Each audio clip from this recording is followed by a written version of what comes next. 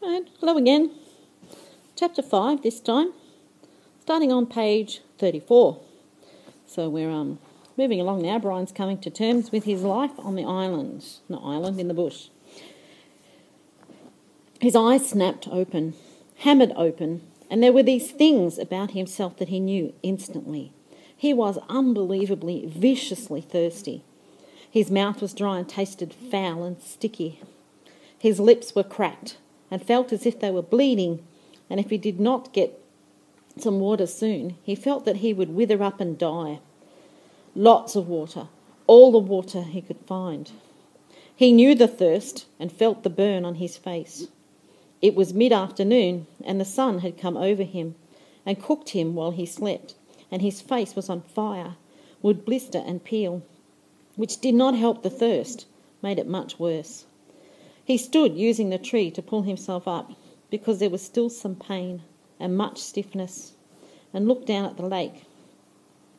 It was water, but he did not know if he could drink it. Nobody had ever told him if you could or could not drink lakes. There was also the thought of the pilot, down in the blue with the plane, strapped in, the body. Awful, he thought. But the lake was blue and wet-looking, and his mouth and throat raged with the thirst, and he did not know where there might be another form of water he could drink. Besides, he'd probably swallowed a ton of it while he was swimming out of the plane and getting to the shore. In films, they always showed the hero finding a clear spring with pure, sweet water to drink, but in films they didn't have plane wrecks and swollen foreheads and aching bodies and thirst that tore at the hero until he couldn't think. Brian took small steps down the bank to the lake. Along the edge there were thick grasses, and the water looked a little murky, and there were small things swimming in the water, small bugs. But there was a log extending about 20 feet out into the water of the lake, a beaver drop from some time before, with old limbs sticking up, almost like handles. He balanced on the log, holding himself up with the limbs, and teetered out past the weeds and murky water. When he was out there, where the water was clear, and he could see no bugs swimming, he kneeled on the log to drink. A sip, he thought, still worrying about the lake water. I'll just take a sip. But when he brought a cupped hand to his mouth and felt the cold lake water trickle past his cracked lips and over his tongue, he could not stop.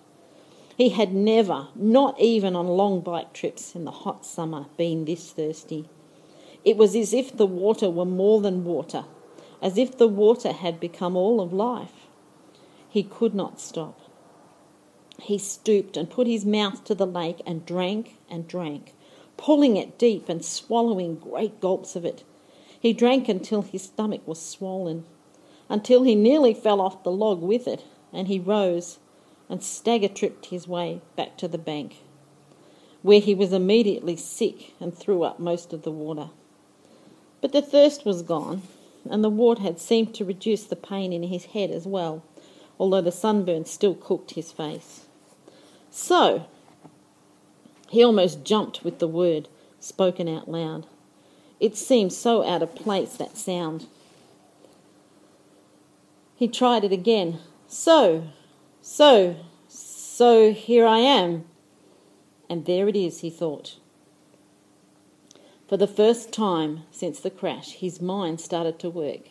His brain triggered, and he began to think. Here I am, and where is that? Where am I? He pulled himself once more up to the bank, to the tall tree without branches, and sat again with his back against the rough bark. It was hot now, but the sun was high and to his rear, and he sat in the shade of the tree in relative comfort. There were things to sort out. Here I am, and that is nowhere. With his mind opened and thoughts happening, it all tried to come in with a rush, all of what had occurred, and he could not take it. The whole thing turned into a confused jumble that made no sense. So he fought it down and tried to take one thing at a time. He had been flying north to visit his father for a couple of months in the summer, and the pilot had had a heart attack and had died, and the plane had crashed somewhere in the Canadian North Woods, but he did not know how far they'd flown or in what direction or where he was. Slow down, he thought. Slow down more. My name is Brian Robeson, and I am 13 years old, and I am alone in the North Woods of Canada. All right, he thought, that was simple enough. I was flying to visit my father, and the plane crashed and sank in a lake. There, keep it that way. Short thoughts.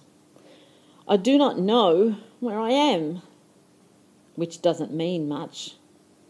More to the point, they do not know where I am.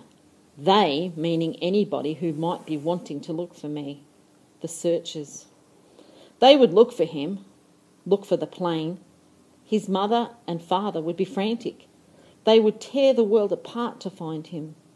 Brian had seen searchers on the news, seen films about lost planes. When a plane went down, they mounted extensive searches, and almost always they found the plane within a day or two. Pilots all filed flight plans, a detailed plan for where and when they were going to fly, with all the courses explained. They would come, they would look for him.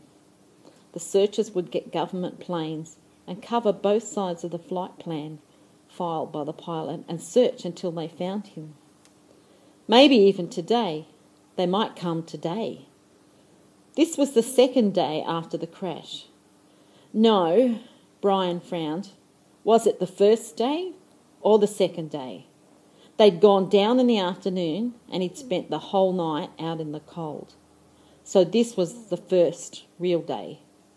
But they could still come today. They would have to start the search immediately when Brian's plane did not arrive.